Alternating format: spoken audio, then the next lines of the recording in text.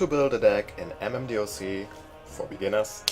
And yeah, I am Enclays and I wanna tell you in this episode why it is not always clever to put real high cost creatures in your deck, and also why some creatures are looking better than they are. We are starting with the Kensai. The Kensai is a sanctuary creature.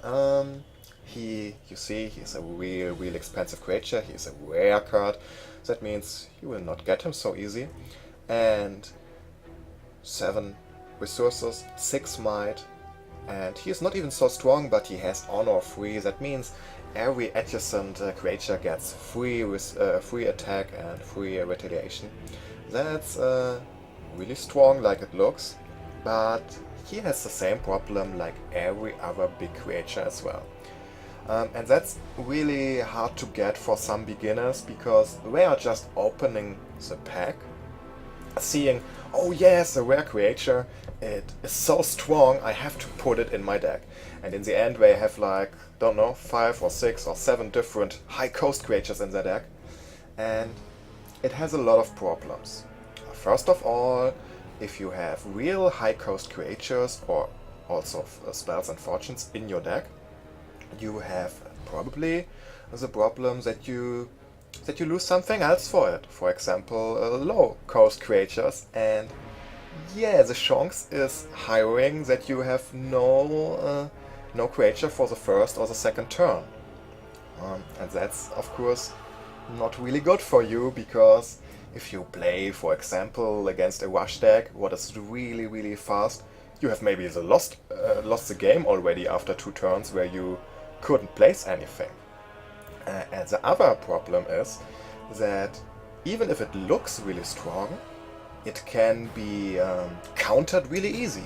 Let's look, for example, on the Town Portal. The Town Portal is a new primal spell. A lot of champions can use it. And the Town Portal, what is the Town Portal doing? It returns the target creature to its owner's hand. That means you are wasting 7 points. The Kensai is on the field. You end your turn because probably you have not much more resources, so this is your whole turn. And your opponent is just playing a Town Portal for only 3 resources, and the Kensai is gone. So he has won, directly compared, 4 points, and in his turn he can play now, for example, a 4-point creature maybe. And he has a little advantage in this situation, because he has only wasted a 3-point card, and everything is like before, only with the difference that he had, that he was able to use 4 more points. Same for the Broken Bridge, for example. It's a card that really can use every hero, is a neutral fortune, everyone can use it. And also the Broken Bridge is doing exactly the same, pushing 1 whole row back on the hand, only 3 points. Much more dangerous it will be if the opponent has darkness spells. Look, for example, on a Puppet Master. The Puppet Master is stealing your unit completely. That means you lose this unit and the opponent has your unit on his field. And that means 2 things. First of all, against darkness it's really fucking scary to play big creatures, because they can just get stealed. And this, if you compare it, the opponent is playing for 6 resources, getting a 7-point resource card, and you are losing 7 resources, if we stay with the example from the Kensei. And he has won like 8 resources in this turn, yeah? And the second thing, if you really play with big creatures, and if you still want to play with real big creatures, you definitely need board clears. Because what are you doing if really your opponent is stealing, for example, the Hellfire Giant? No, that's not a good example. Let's go to the Abyssal Lord, for example. 5, 4, 9. What are you doing if you are playing the Abyssal Lord? Your opponent is playing a Puppet Master, and you have like no spells, no Town Portals, nothing. You will never be able to defeat him. That's what you also have to think about with big creatures. So first, be care against darkness, and overall, be care. There are a lot of counters in the game who can just push them back. And the second thing, if you still think you want to play with them, be able to to clear them up after, for example, a Puppet Master. So, let's look on the second creature. It's a Hellfire Juggernaut. It's not so big, costs only 5 resources. It's also a rare card like we see. He has an incredible damage. I think the highest damage in the game. Of course, you can buff some cards higher, like the Black Skull Clan board, but it's one of the strongest attack creatures in the game. But you will see really soon what is the problem here. He looks good on the first look, but if you look a bit longer on this card, you will see, oh man, this is a real shitty creature. The problem here is simple, it has only 3 HP. That means, for example, you are playing the Hellfire Juggernaut on the field for 5 points, that's a lot, 5 resources. And the opponent is just playing a Sunburst for 2 points. I will show it you shortly because I have not opened it before. Let's look on the Sunburst. Costs only 2 points, dealing 3 damage, and instantly your Hellfire Juggernaut is dead. Same for Insect Swarm, what is usable for Earth spells. That means you are most of all losing with the Hellfire Juggernaut, because the opponent is getting a resource advantage because he can kill you so easily, so cheap, and you have to pay so much. Let's look on the next one. The Wyvern Rider. The Wyvern Rider is really a nice card, overall. I'm not even sure if you can't play it. You see, it's an epic card, it costs 7 points, 6 might, 3, 1, 6. It has Enrage 2, that means whenever a friendly unit of this player who's playing the Wyvern Rider is dying, he gets 2 damage and 2 retaliation more till he is attacking the next time. And he has magic resist, that means all magic damage from spells is halved. That means he receives only the half damage rounded down. So it looks really strong. And I don't even want to say that this is really a bad card. Probably, maybe you can play it in some decks in some lineups.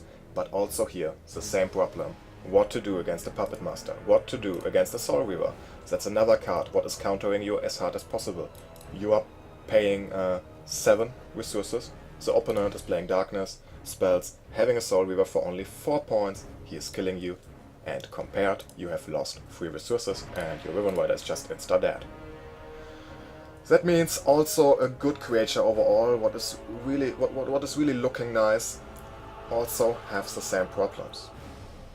Let's take a look on the next one, the Abyssal Lord. A lot of guys are playing actually in the high elo with Demiria decks, but also they are only playing a maximum of 1 or 2 in the deck, because otherwise the chance is too high that you have too many Abyssal Lords on your starting hand, what would really destroy you.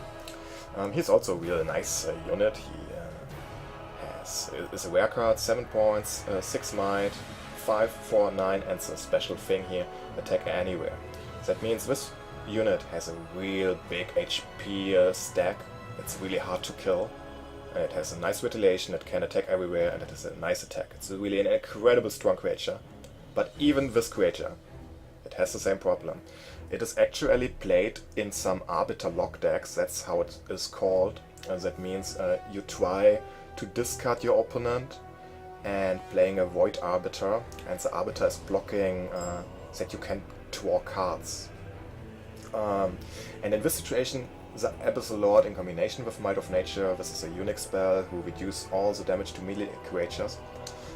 In this combination, the Abyssal Lord can be useful, but for a starter deck, if you are really starting, most of all, he will not be the best thing. Just try to hold down on low creatures, maximum of 5 resources. You will just have a better time, definitely. So if you don't have a real plan, a real idea for a great deck where you are building the deck around big creatures, for example, and you have really an idea how to counter the counters, then you can do it. But overall, if you're really a beginner, just don't do it. It's most of all not useful. And the last creature I want to present is a Celestial. It's a Haven creature. Also he, on the first look, like all the other guys, he is looking incredible strong.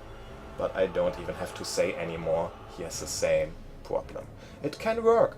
It can work. You are playing example against a Quackhack or an Karmas is maybe not the best example.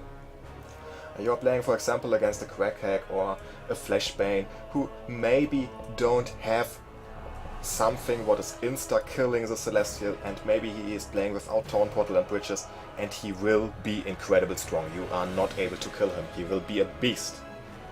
But this will not happen so often, because almost every deck has something to kill or push back units instantly. So, on the end of this episode, I hope you have just realized that some big creatures that cost a lot are not as good as they look, and you should always think about twice if you really want to put them in your deck. Thanks for watching, like always, and still have a lot of fun, and good luck in MMDoC. Bye bye!